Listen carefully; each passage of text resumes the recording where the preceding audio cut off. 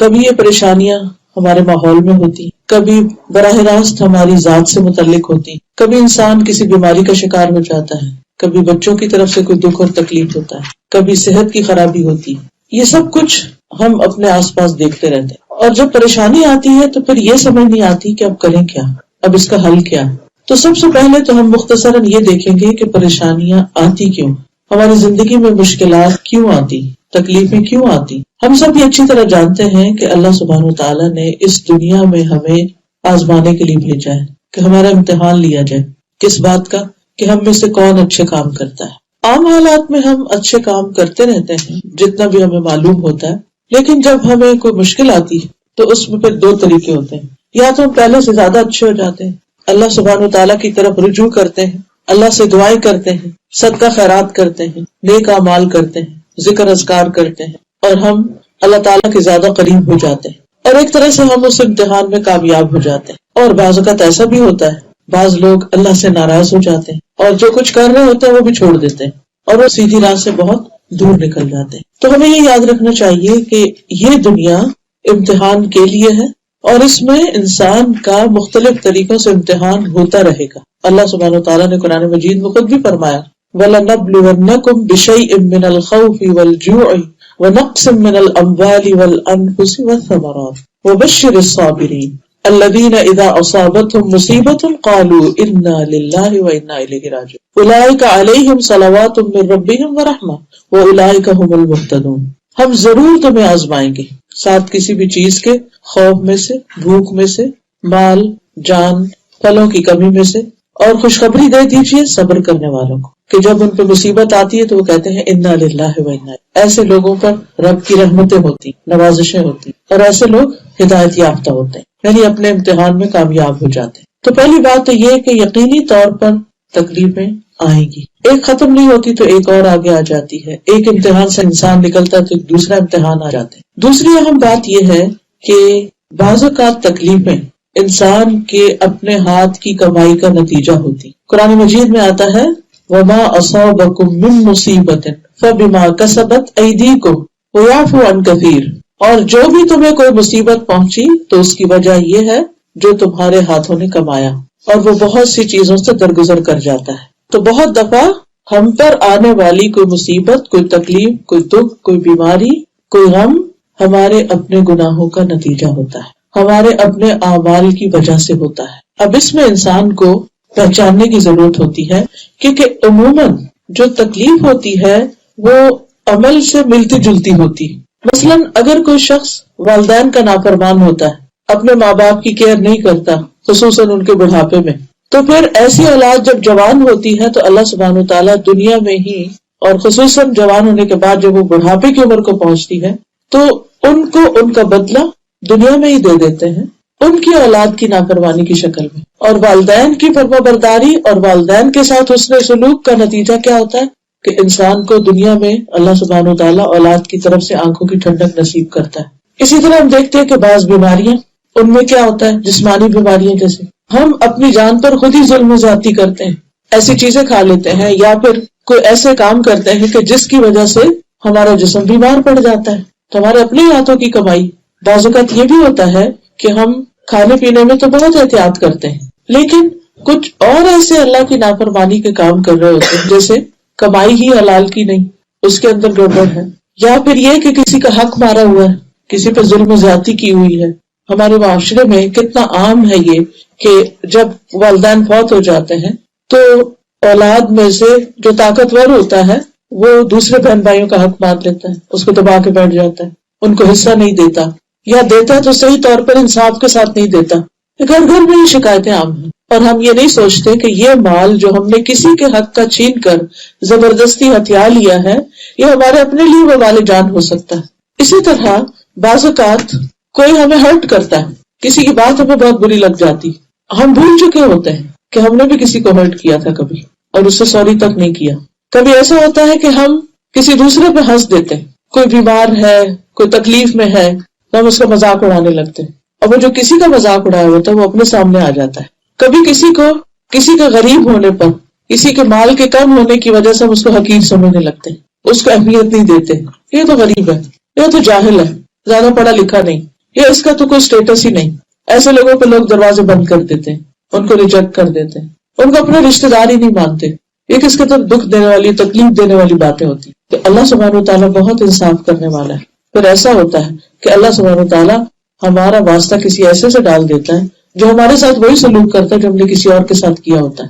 تو جب بھی کوئی تکلیف آئے، جب بھی کوئی پریشانی ہو، اس وقت انسان کو یہ سوچنا چاہیے کہ یہ کیوں آئی، کہیں ایسا تو نہیں کہ میرے اپنے ہی ہاتھوں کی کمائی ہے.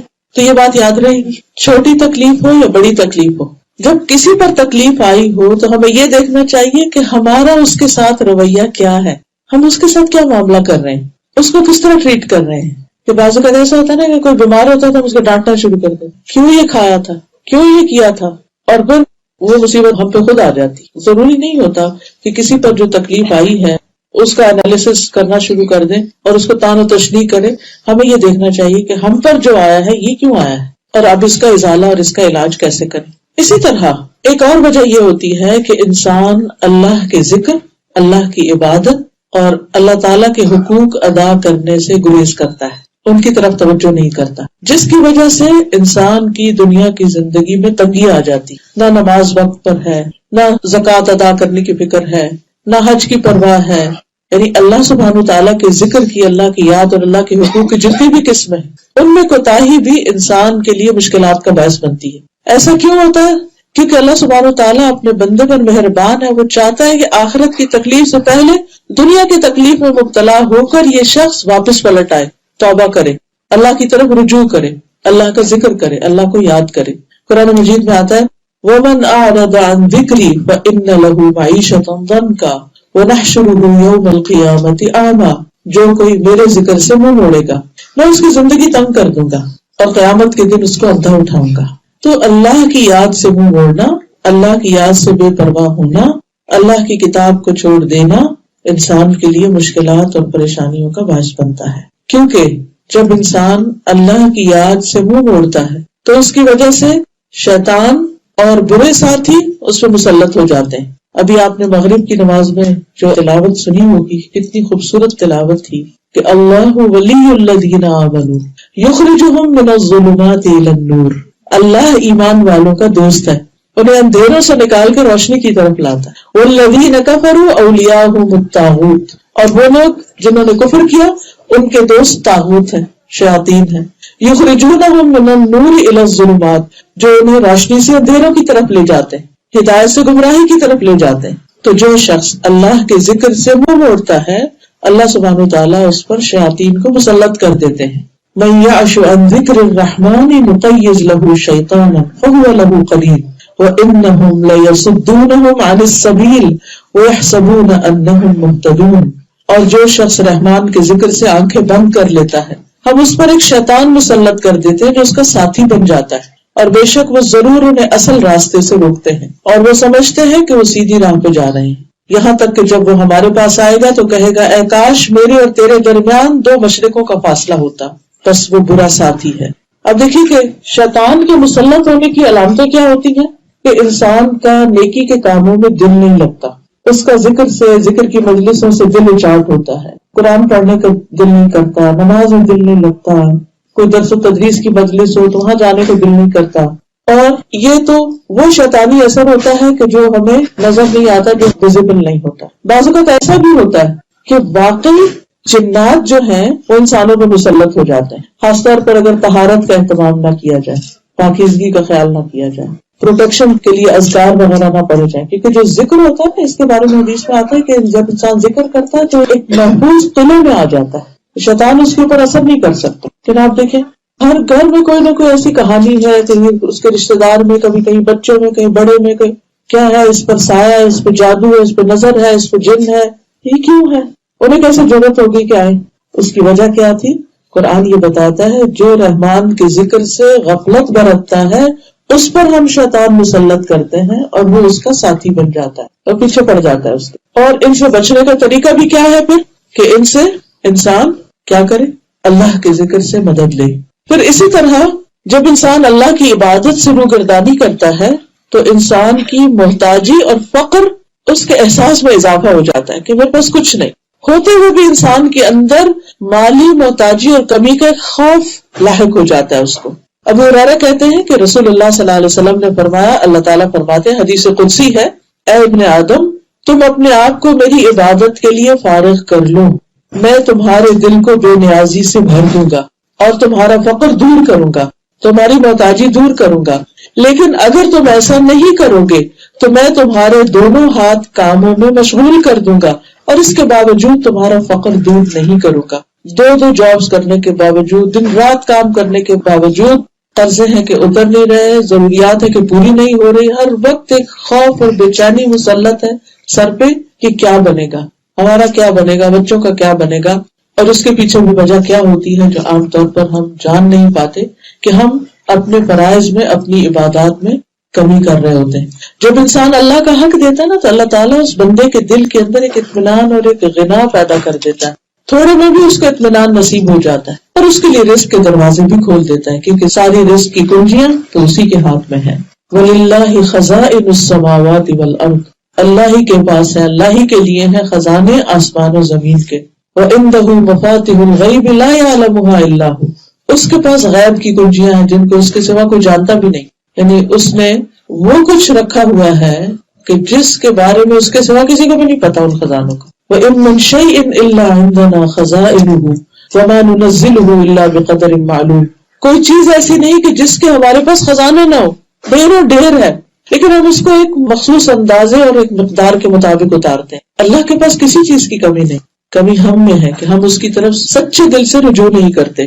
پھر اسی طرح ایک حدیث سے یہ پتہ چلتا ہے کہ جو شخص صرف دنیا کی فکر میں مشغول رہتا ہے، اس کا ہم و غم اور پریشانی اور فکر ہر وقت دنیا دنیا دنیا ہے، تو اللہ تعالیٰ اس سے بے نیاز ہو جاتا ہے، کیونکہ وہ اللہ کو بلا کر صرف دنیا کا غلام بن جاتا ہے. نبی صلی اللہ علیہ وسلم نے فرمایا، جو اپنے غموں کو ایک ہی غم بنا لے، یعنی آخرت کا غم، آخرت کا فکر، تو اللہ تعالیٰ اس کے دنیا کے غموں سے اس سے کافی ہو جائے گا. یعنی جسے آخرت کا غم لگ جاتا ہے، اللہ تعالیٰ اسے دنیا کے غموں سے بے نیاز کر دیتے ہیں، اس کو دنیا کے غم دور کر دیتے ہیں، کیونکہ اس کو ایک بڑی فکر لگی ہوئی، تو یہ چھوٹی چھوٹی چیزیں اس کو بادر نہیں کرتی. وہ کہتا کوئی بات نہیں، یہ چیز نہیں ہے، یہ ختم ہو گیا، سب کچھ ختم ہونے والا ہے، سب جانے والا ہے. فکر کرنی چاہیے وہاں کی کہ وہاں کچھ نہ ہوا تو کوئی دینے والا نہیں ہوگا پھر. اور فرمایا کہ اور جس کو پریشانیاں ادھر ادھر بھٹکا کر لے جائیں، اللہ اس کی پرواہ نہیں کرے گا کہ وہ دنیا کی کس وادی میں ہلاک ہو کر گرتا ہے، کہاں جاتا ہے. اس لیے حالات کیسے بھی ہوں، رجوع اللہ ہی کی طرف کرنا چاہیے، مدد اسی سے مانگنی چاہیے، توجہ اسی کی طرف کرنی چاہیے، کیونکہ مشکل آسان بھی وہی کرنے والا ہے. پھر اسی طرح جب انسان دنیا کی حرص زیادہ رکھتا ہے، دنیا کی محبت زیادہ رکھتا ہے، تو اس سے اللہ کی محبت میں بہرحال کمی آتی ہے. نبی صلی اللہ علیہ وسلم نے فرمایا، قیامت قریب آ چکی ہے، لیکن لوگوں میں دنیا کی حرص ہی بڑھے گی. یعنی جو زندگی بڑھتی جاتی ہے، انسان کی بڑھاپے کی طرف جاتا ہے، تو دنیا کی حرص کم نہیں ہوتی. اسی طرح ہم سب کہتے ہیں کہ اب آخری زمانہ آ گیا ہے اور یہ سب، لیکن اس کے باوجود ہر دور میں، ہر آنے والے دور میں پچھلے سے زیادہ دنیا کی محبت اور مادہ پرستی اور دنیاوی عیش و عشرت کی زیادتی اور ان کو فراہم کرنے کے جو انتظامات ہیں ان کی طرف ہم سب کی فکر زیادہ ہوتی. اور پھر اس بات سے بھی ڈرنا چاہیے کہ اگر ہم اللہ کو ناراض کر کے جی رہے ہیں اور پھر بھی ہماری زندگی میں کچھ خوشحالی ہے، پریشانی اور فکر نہیں، کہ ہم یہ کہہ سکتے ہیں نہیں ہم تو اپنی مرضی سے ہی ذکر اذکار نماز کرتے ہیں اور پھر بھی ہمیں تو کوئی ایسی بڑی بات نہیں، تو یہ اللہ تعالیٰ کی طرف سے ایک ڈھیل ہوتی ہے. اس کو استدراج کہتے ہیں کہ اللہ تعالیٰ بندے کو ڈھیل دیتا ہے کہ بندے جب اللہ تعالیٰ کو بھولتے جاتے ہیں، اللہ تعالیٰ اتنی دنیا ان پہ فراخ کرتا چلا جاتا ہے اور پھر ایک وقت آتا ہے کہ اچانک پکڑ لیتا ہے. اس لیے اگر نافرمانیوں کے باوجود رزق میں اضافہ ہو رہا ہے، اللہ سے دوری کے باوجود دنیا آسان ہو رہی ہے، تو اس کو بھی اپنے لیے خوش قسمتی کی علامت نہیں سمجھنا چاہیے، کیونکہ کسی وقت بھی پکڑ آ سکتی ہے، کیونکہ اللہ کی نافرمانی میں کوئی خیر نہیں، کوئی کامیابی نہیں. تو اصل میں پھر مشکلات کا حل، تکلیفوں سے نجات، یہ صرف اللہ کی طرف رجوع کرنے میں ہی ہے. تو پھر کرنا کیا چاہیے ہمیں؟ کوئی چھوٹا دکھ ہے یا بڑا دکھ، کوئی چھوٹی فکر ہے یا بڑی کوئی پریشانی ہے، تو پہلی بات یہی ہے کہ اللہ سے اپنا تعلق مضبوط کریں، اللہ کو دوست بنا لیں، اللہ کو اپنا ولی بنا لیں، اللہ سے توبہ کریں، اللہ کی طرف رجوع کریں، کیونکہ اللہ سبحانہ و تعالیٰ کے پاس ہر مسئلے کا حل ہے. کوئی مشکل ایسی نہیں کہ جو اللہ کے لیے مشکل ہو. ساری دنیا بھی بعض اوقات مل کر آپ کی کوئی مشکل دور نہیں کر سکتی، لیکن اللہ اس کو دور کر سکتا ہے، کیونکہ وَلِلَّهِ مُلْكُ السَّمَاوَاتِ وَالْأَرْضِ، آسمان و زمین کی بادشاہت اللہ ہی کے لیے. ہر چیز کا مالک ہے.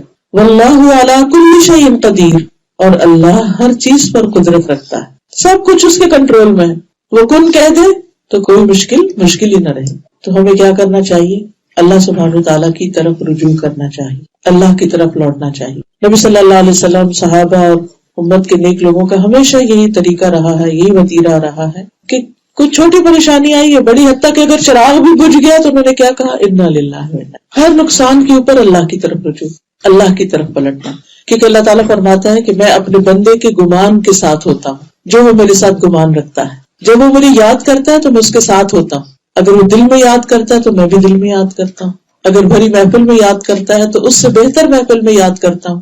اگر وہ میری طرف ایک بالشت آتا ہے تو میں اس کی طرف ایک گز آتا ہوں، اگر وہ ایک گز میری طرف آتا ہے تو میں 2 گز اس کے قریب ہوتا ہوں، اگر وہ چلتا ہوا میری طرف آتا ہے تو میں دوڑتا ہوں اس کے پاس آتا ہوں. تو ضرورت اس بات کی ہے کہ ہم اللہ کی طرف پلٹیں، اس کی طرف رجوع کریں اور اپنی حاجتیں، اپنی مشکلات، اپنے دکھ اللہ کے سامنے رکھیں. ہم عام طور پر بندوں کے سامنے رکھتے اور ہر ایک کو اپنی داستان سناتے رہتے جہاں موقع مل جائے، لیکن اللہ کے سامنے نہیں رکھتے اس طرح جس طرح رکھنے کا حق. اور ہوتا پتہ کیا ہے، جب ہم 10 لوگوں کو کہانی سنا چکے ہوتے ہیں نا تو تھوڑا ہمارا دل سکون میں آ جاتا ہے، تو پھر وہ دعا مانگنے میں وہ لذت ہی نہیں رہتی.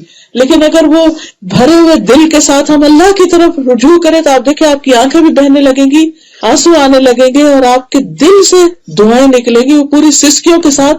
اور اس وقت جو آپ کو راحت اور سکون ملے گا وہ کسی انسان سے بات کر کے نہیں ملے گا، کیونکہ بندوں سے جب انسان بات کرتے یہ خوف بھی ہوتا ہے کہ پتہ نہیں یہ کیا سمجھ رہا ہے یا کسی اور کو بتا دے گا.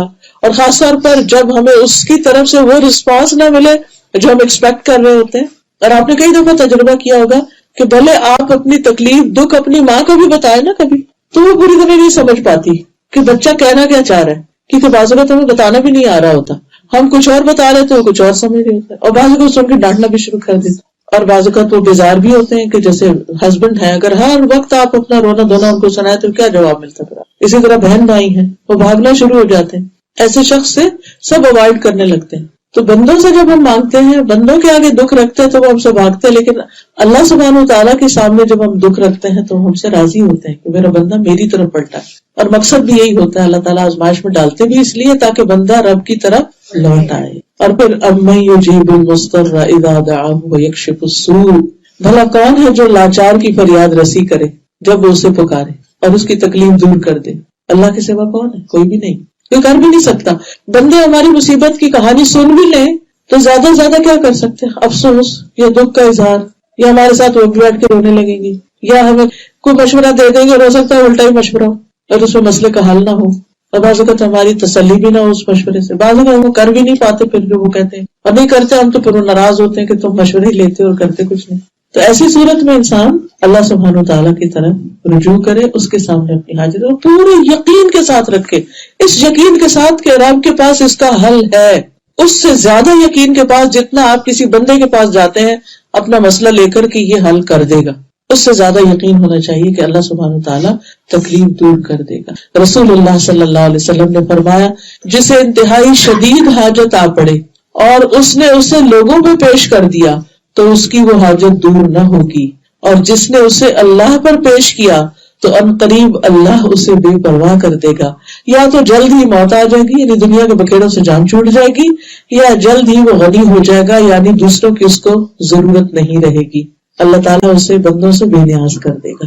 لیکن اگر بندوں کے پاس ہی جاتے رہے تو پھر اللہ بندوں ہی کے حوالے کر دے گا. یعقوب علیہ السلام کے بارے میں آتا ہے کہ جب ان کو یہ خبر دی گئی کہ یوسف علیہ السلام جو ان کے بہت ہی پیارے بیٹے تھے، جن سے بہت محبت کرتے تھے وہ، کہ ان کو بھیڑیا نے کھا لیا ہے، جھوٹی موٹی خبر تھی، تو انہوں نے نہ بچوں سے ناراضگی کا اظہار کیا، نہ ان کے سامنے اپنا رونا رویا، کچھ نہیں.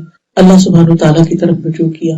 وصبر جمیل واللہ المستعان، میں صبر کروں گا اور بہت خوبصورت صبر، اور اللہ ہی مدد کے لیے کافی. واللہ المستعان، اللہ ہی ہے جسے مدد چاہی جاتی. اور پھر کیا کہتے ہیں، انما اشکو بثی وحزنی الی اللہ، میں اپنا غم اور دکھ کی فریاد اللہ کے سامنے رکھتا ہوں، کیونکہ جو ہونا تھا ہو گیا. یوسف کے ساتھ جو بھی کیا انہوں نے، اب بچوں کو ڈانٹ کر اور دوسرے بچوں سے صرف ناراض ہو کر اور روز ایک غم غصے کا اظہار کر کے مسئلہ تو حل نہیں ہوگا. تو گھر کے چین کو بھی نہیں برباد کیا، لیکن ایک چھوٹا سا جرم نہیں تھا جو بھی انہوں نے کیا، واپس ساتھ نہیں لے کر آئے. اور انہیں پتا تھا کہ باپ کو وہ کتنے عزیز ہیں، لیکن ان کا حسن سلوک آپ دیکھیے. لیکن اللہ کے آگے گڑ گڑاتے رہتے ہیں، اللہ سے رو رو کر دعائیں کرتے ہیں. اور کس طرح اللہ سبحانہ تعالیٰ نے کئی سالوں کے بعد ان کو جب واپس ملایا تو کتنے اچھے حال میں ملایا، کہاں پر ملایا. تو جب انسان مشکل اور تکلیف کے وقت اللہ کے سامنے گڑ گڑاتا نہیں تو اس کا نقصان یہ ہوتا ہے کہ بندے کا دل پھر سخت ہو جاتا ہے، بعض اوقات مصیبت کا عادی ہو جاتا ہے، اور بعض اوقات ادھر ادھر باتیں کر کے پریشان ہو کر پھر اپنے آپ کو نقصان دیتا ہے. اور پھر جب آپ اللہ سے دعا کر لیں پھر اللہ پہ بھروسہ بھی کریں اور انتظار بھی کریں. قرآن مجید میں آتا ہے وَمَن يَتَوَكَّلْ عَلَى اللَّهِ فَهُوَ حَسْبُهُ إِنَّ اللَّهَ بَالِغُ أَمْرِهِ قَدْ جَعَلَ اللَّهُ لِكُلِّ شَيْءٍ قَدْرًا. اور جو اللہ پہ بھروسہ کرے گا تو اللہ اس کے لیے کافی ہے. اللہ اپنا کام پورا کر کے رہتا ہے، بلا شبہ اللہ نے ہر چیز کا اندازہ مقرر کر رکھا ہے. اللہ کو زیادہ پتا ہوتا ہے کہ کون سا کام کس وقت ہونا چاہیے. بعض اوقات بچوں کی شادی نہیں ہوتی مثلا، ہمارے بہت ہی پریشان رہتے ہیں، وہ کہتے ہیں ہمیں نیند نہیں آتی، ہمیں چین نہیں آتا، اور روز گھر میں ایک ہنگامہ، اور جس بچے کے ساتھ وہ مسئلہ ہوتا ہے وہ بھی پریشان رہتی ہے. دعائیں بھی بہت ہو رہی ہوتی، سب کچھ ہو رہا ہوتا ہے، کوشش بھی ہو رہی ہوتی، اس کے باوجود ایک چیز نہیں ہو کے دیتی، کیونکہ اللہ کو پتا ہے کہ اس کے لیے رائٹ ٹائم کون سا ہے. ہو سکتا ہے اس سے پہلے وہ چیز ہو تو وہ اس کے حق میں بہتر نہ ہو. اس کی حکمت اللہ ہی کو پتا ہوتی ہے. کسی دعا کے سننے میں یوسف علیہ السلام کے والد جو تھے یعقوب علیہ السلام، وہ اللہ کے نبی تھے، اور کیا وہ دعائیں نہیں کرتے؟ وہ دعائیں کرتے تھے، لیکن وہ دعا کب قبول ہوئی؟ 30 سال کے بعد. تو بعض چیزوں کو وقت لگ جاتا ہے، تو انسان کو مایوس نہیں ہونا چاہیے، دعائیں کرتے رہنا چاہیے، کیونکہ دعا عبادت ہے. ہم دعا کی شکل میں اٹھتے بیٹھتے چلتے پھرتے کہ عبادت کر رہے ہوتے ہیں. اور یہ تو ایک حقیقت ہے نا، جتنا آپ دکھ میں اچھی طرح اللہ کو پکارتے ہیں، خوشی میں نہیں پکارتے، بھول ہی جاتے. تو اس کو ایک موقع سمجھیے اللہ کے قریب ہونے کا. پھر اسی طرح دوسری چیز، دوسرا کام جو کرنے کا ہے وہ ہے نمازوں کی حفاظت. نبی صلی اللہ علیہ وسلم پر جب کوئی تکلیف پریشانی آتی سب سے پہلے اللہ کی طرف رجوع کرتے. کس شکل میں؟ نماز کی شکل. نماز کے لیے دوڑتے. کوئی بھی مشکل ہو، کوئی فوت ہو جائے، کوئی بیماری آ جائے، کوئی پریشانی آ جائے، نفل پڑھے، اللہ سے دعا کریں. اور پھر خاص طور پر فرض نمازوں کی حفاظت. فرض نمازوں کی حفاظت. اب دیکھیے کہ بعض لوگ جان بوجھ کے دیر سے اٹھتے ہیں، خاص طور پر سمر میں 7 بجے کا الارم لگا ہوا، چاہے سورج 6 بجے نکل آیا، نہیں ہم نے تو اپنی نیند پوری کرنی، اٹھ کے قضا پڑھ لیں گے. انہوں نے قضا کو ایسا بنایا ہوا جسے ادا ہو، روٹین میں نماز قضا کرتے ہیں اور جان بوجھ کے کر رہے ہوتے ہیں. ہر روز اللہ کی نافرمانی سے دن کا آغاز ہو رہا ہے تو کیا اس میں شامت نہیں آئے گی؟ اگر آپ کا بچہ ہر روز اسکول لیٹ جائے، ہر روز لیٹ جائے اور ایک پورا پیریڈ قضا کر دے ہر روز، تو کوئی پوچھے گا نہیں، اس کو کوئی نقصان نہیں ہوگا. آپ کو نہیں وہ ہم لے لیں گے کام اور گھر بھی شام کو کر لے گا. نہیں، ہر کام کا ایک وقت ہوتا ہے، اور اگر وہ کام اس وقت پر نہ کیا جائے تو اس کے وہ نتائج نہیں نکلتے. تو دن کا آغاز اللہ کے ذکر سے. رسول اللہ صلی اللہ علیہ وسلم نے فرمایا جب تم میں سے کوئی سو جاتا ہے تو شیطان اس کے سر کے پچھلے حصے پر 3 گریں لگاتا ہے. ابھی کس قسم کی تھی ہمیں نہیں پتا، لیکن بہرحال کیونکہ اللہ کے رسول صلی اللہ علیہ وسلم نے فرمایا تو یہ بالکل سچ ہی ہے. اور پھر ہر گرہ پر تھپکی دیتا ہے تم پر ایک بہت لمبی رات ہے، سو جاؤ سو جاؤ. یعنی انسان جب اٹھنے کی کوشش بھی کرتا ہے تو پھر تھپکا دیتا ہے، پھر نیند آ جاتی ہے. لیکن جب انسان صبح کے وقت اٹھ جاتا ہے، اٹھ کر اللہ کا ذکر کرتا ہے، دعا پڑھتا ہے، الحمدللہ الذی احیانا بعد ما اماتنا والیہ النشور، ایک گرہ کھل جاتی. وضو کرتا ہے، دوسری گرہ کھل جاتی. نماز پڑھتا ہے، ساری گرہیں کھل جاتی، اور انسان حشاش بشاش ہو کر دن کا آغاز کرتا ہے. ورنہ اس کی صبح نفس کی خباثت اور سستی کے ساتھ ہوتی. آدھا دن تو وہ سستی دور کرنے میں گزر جاتا ہے. وہ کیا پروڈکٹیو، وہ کیا کام کرے گا جس کا آدھا دن دماغ ہی حاضر نہیں ہے. کیونکہ جتنا انسان لیٹ اٹھتا ہے نا تو اتنا ہی پھر اس کو صحیح معنوں میں اس کا دماغ جاگنے میں اور اس کو کام میں آنے میں ٹائم لگتا ہے. تو اگر آپ ارلی جاگتے ہیں نا تو پھر صبح کے جو اول بابرکت وقت ہوتا ہے اس میں آپ کا دماغ زیادہ بہتر کام کر رہا ہوتا ہے، اور آپ جب جلدی کام شروع کرتے ہیں تو اس میں برکت ہوتی ہے اس وقت میں، اور کام جلدی مکمل بھی ہو جاتا ہے. پھر اسی طرح جب انسان نماز پڑھتا ہے تو اس سے اللہ کی رحمت ملتی ہے انسان کو. قرآن پاک میں آتا ہے وَأَقِيمُوا الصَّلَاةَ وَآتُوا الزَّكَاةَ وَأَطِيعُوا الرَّسُولَ لَعَلَّكُمْ تُرْحَمُونَ. نماز قائم کرو، زکوٰۃ ادا کرو، اور رسول کا حکم مانو تاکہ تم رحم کیے جاؤ، تم پہ رحمت ہو. تو نماز کی ادائیگی اللہ سبحانہ تعالیٰ کی رحمت حاصل کرنے کا ذریعہ ہے. رسول اللہ صلی اللہ علیہ وسلم نے فرمایا جب تم میں سے کوئی آدمی نماز کے لیے کھڑا ہوتا ہے تو رحمت الہی اس کی طرف متوجہ ہو جاتی، یعنی اللہ سبحانہ تعالیٰ اس بندے کی طرف توجہ فرماتے ہیں. جب انسان نمازوں کی حفاظت کرتا ہے تو اسے اللہ کی حفاظت ملتی ہے.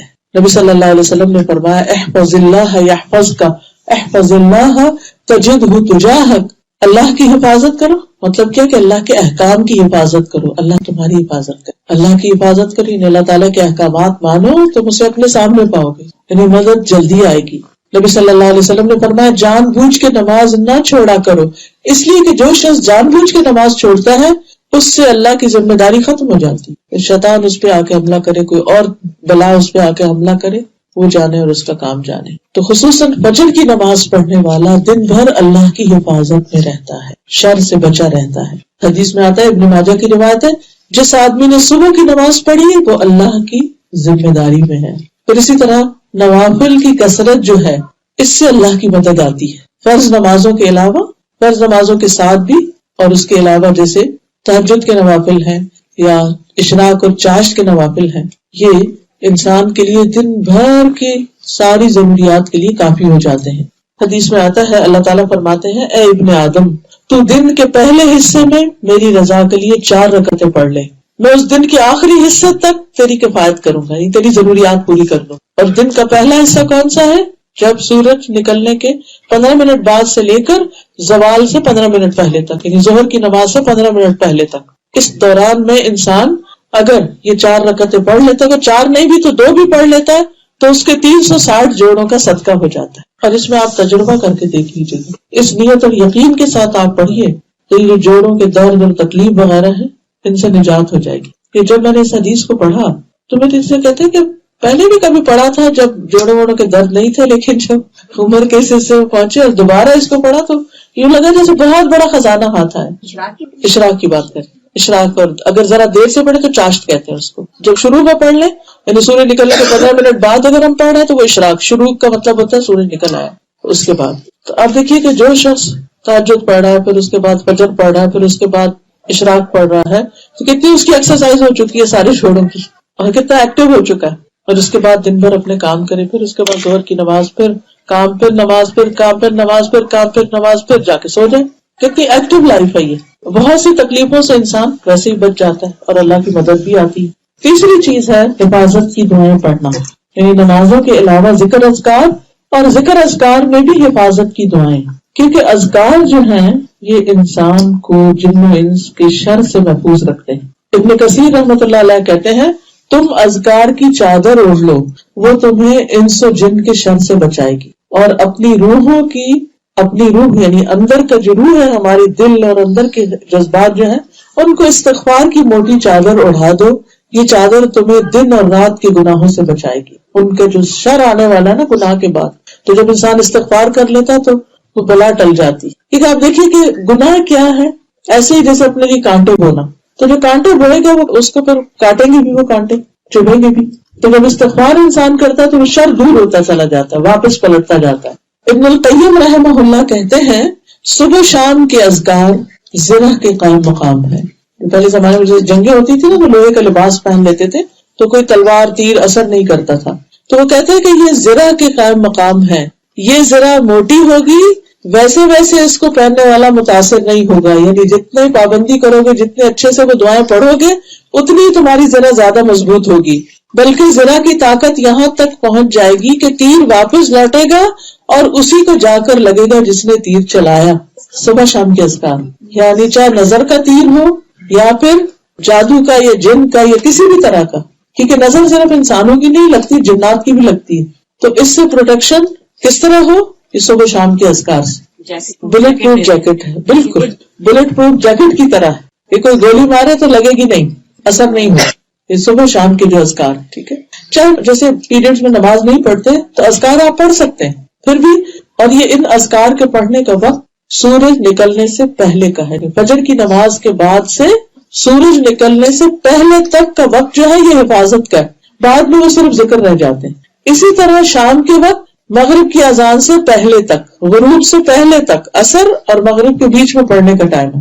مغرب کے بعد اگر کوئی پڑھتا ہے تو پھر صرف ذکر رہ جاتا ہے.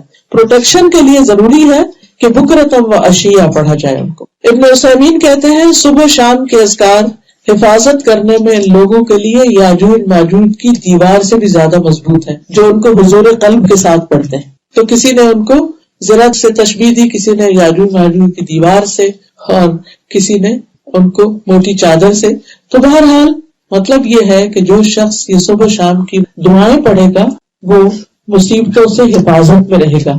خصوصاً یہ دعا، بسم اللہ الذی لا یضر مع اسمہ شیء बिल-अर्द वला बिस-समाई व हुवा as-समीउल अलीम। 3 दफा सुबह और 3 दफा शाम। उस्मान बिन अफ़्फ़ान कहते हैं कि मैंने रसूलुल्लाह सल्लल्लाहु अलैहि वसल्लम से सुना, आप फरमाते थे जिसने शाम को 3 बार ये दुआ पढ़ ली उसे सुबह तक कोई मुसीबत अचानक नहीं आएगी, और जिसने सुबह के वक्त ये पढ़ ली उसे शाम तक कोई अचानक मुसीबत नहीं आएगी। रावी कहते हैं कि इस हदीस के रिवायत करने वाले अबान को फालिज हो गया, तो जिनको वो हदीस सुना रहे थे वो हैरानी से देख रहे थे कि आप मुझे तो ये सुना रहे हैं, तो आपको कैसे फालिज हो गया? तो उन्होंने कहा कि मुझे क्या देखते हो, अल्लाह की कसम मैंने उस्मान रज़ी अल्लाह अन्हु पर झूठ नहीं बोला, और उस्मान रज़ी अल्लाह अन्हु ने नबी सल्लल्लाहु अलैहि वसल्लम पर झूठ नहीं बोला, यानी रिवायत बिल्कुल सच्ची है। लेकिन जिस दिन मुझे ये फालिज हुआ उस दिन में मैं गुस्से में था और ये कलमात पढ़ना भूल गया था।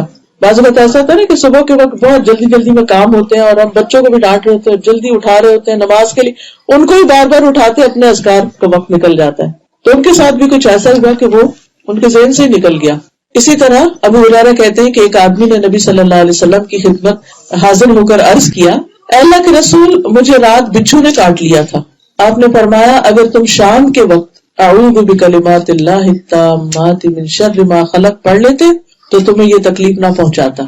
और ये दुआ जो है जब भी किसी नए इलाके में जाएं, किसी नए शहर में जाएं, जंगल में जाएं, जैसे आप समर में वॉक करते हैं, किसी ट्रेल पर गुजर रहे होते हैं, या तो पढ़ के उस पर उतरिए, ये दिन को भी पढ़ सकते हैं।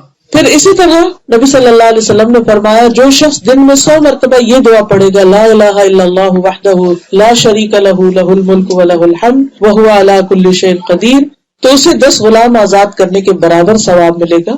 100 नेकियां उसके नामे अमाल में लिखी जाएंगी, 100 बुराइयां उससे मिटा दी जाएंगी। उस रोज दिन भर ये दुआ शैतान से उसकी हिफाजत करती रहेगी यहाँ तक कि शाम हो जाए, और कोई शख्स उस शख्स से बेहतर अमल नहीं लेकर आएगा मगर वो जो इससे ज्यादा ये दुआ पढ़े, यानी उसका नामा अमाल सबसे खूबसूरत और सबसे वजनी और सबसे बेहतरीन होगा क़यामत के दिन।